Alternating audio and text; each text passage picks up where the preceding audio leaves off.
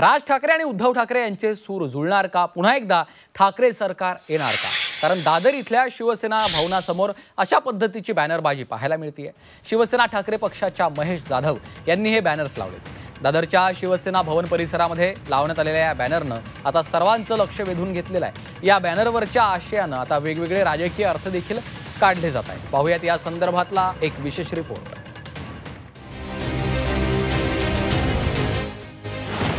सूत्र जुळणार, महाराष्ट्राचं चित्र बदलणार, राजकारणाचं समीकरण बदलणार, पुन्हा ठाकरे सरकार येणार।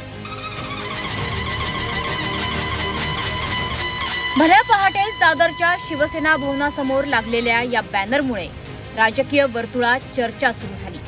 बॅनरवर महाराष्ट्रात पुन्हा ठाकरेंचं सरकार येणार हा आशावाद व्यक्त करण्यात आलाय। मात्र त्याआधी सूत्र जुळणार आणि समीकरण बदलणार असंही म्हटलं गेलंय। आता ही जुळणारी आणि बदलणारी सूत्र आणि समीकरणं नेमकी कोणती याची चर्चा रंगली आहे। स्वप्नांवर आम्ही अजूनही जीएसटी लावलेला नाही,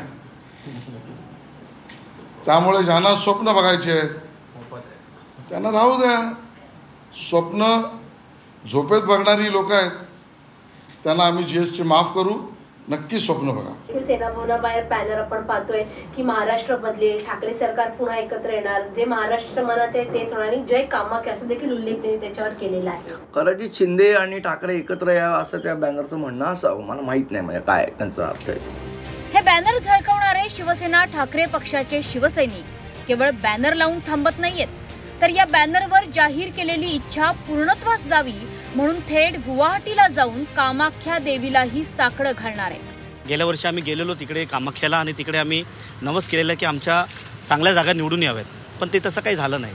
तर तुम्हाला असं माहिती असेल की महाराष्ट्रात सामान्य माणसापासून ते प्रत्येक पक्षाच्या व्यक्तीला मागं असं वाटत होतं की कुठेतरी काहीतरी प्रॉब्लेम आहे, कुठेतरी काहीतरी घोळ आहे।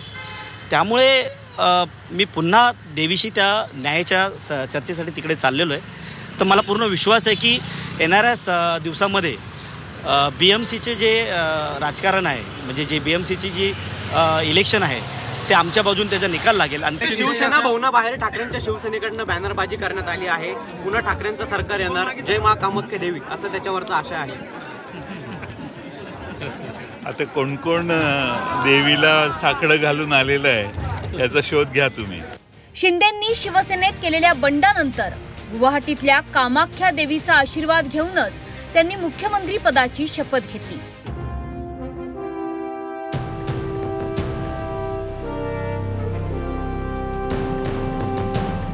एकनाथ संभाजी शिंदे ईश्वर साक्ष शपथ घेतो की तेव्हापासून महाराष्ट्राच्या राजकारणात काही मोठी घडामोड होण्याच्या बेतात असते, तेव्हा देवी कामाख्याच्या या राजकीय भक्तांना हटकून तिची आठवण येतेच येते।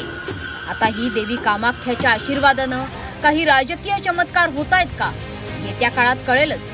ओंकार देशमुख, झी 24 तास, मुंबई।